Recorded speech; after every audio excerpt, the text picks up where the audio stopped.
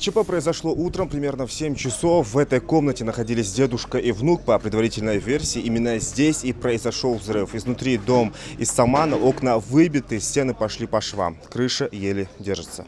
Остальные члены семейства во время взрыва находились в другой комнате, проснулись от сильного удара. Они не пострадали. Комментировать произошедшее никто не хочет, до сих пор отходит от шока. На месте сейчас работают специалисты газовой службы, МЧС и правоохранительные органы. Причина взрыва устанавливается, предварительная причина взрыва бытового газа, накопившегося в помещении жилого дома.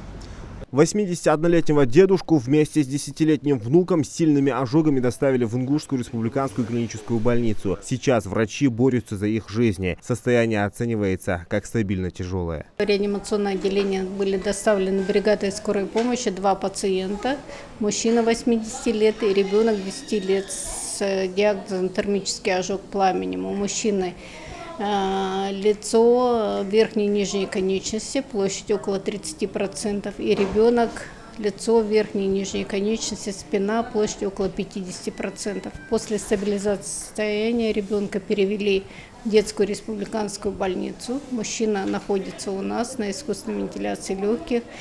Пациентам оказана необходимая экстренная помощь, осмотрены всеми профильными специалистами, в том числе и комбустиологом, сделаны перевязки, состояние мужчины стабильно тяжелое. Врачи сейчас делают все возможное, чтобы спасти пострадавших. Тем временем специалисты МЧС призывают население быть бдительными и правильно эксплуатировать газовое оборудование. Хотелось бы обратиться к нашим гражданам, чтобы соблюдали правила пользования газовыми приборами.